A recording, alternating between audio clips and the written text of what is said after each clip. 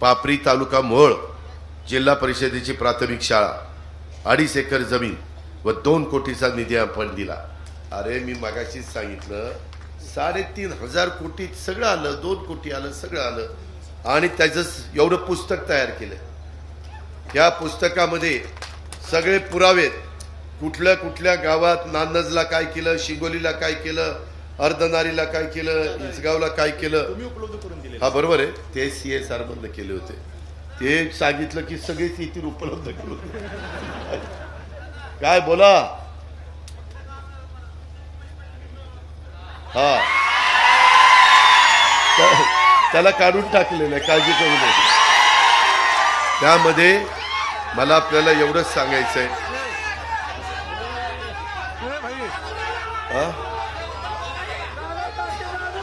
पहिलं बटन दाब।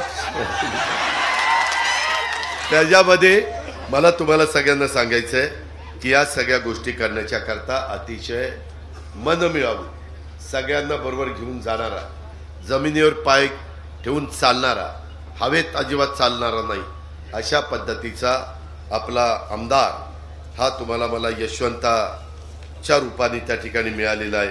ही गोष्ट आपल्याला नाकारता येणार नाही। यशवंत माने हा तुमच्या माझ्या मोहोळ विधानसभा मतदारसंघाच्या विकासासाठी अतिशय तळमळीनं काम करणारा हे नेतृत्व आहे। एक आदर्श लोकप्रतिनिधी म्हणून आमदार मानेंची राज्याला देखील ओळख झालेली आहे।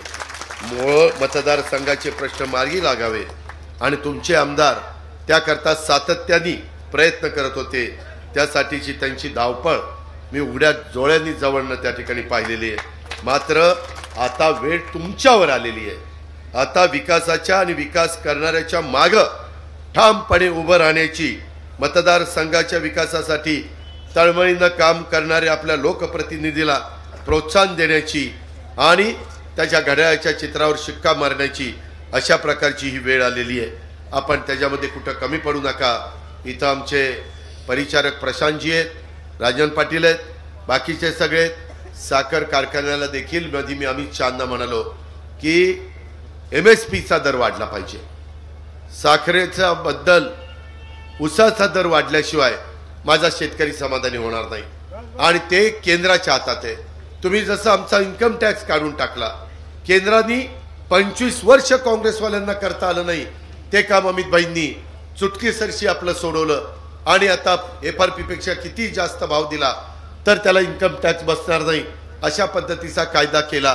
फक्त संपत्ती त्या बाबतीमध्ये शुगर कमिशनरची घ्यायची, हे काम देखील तिथं केलं।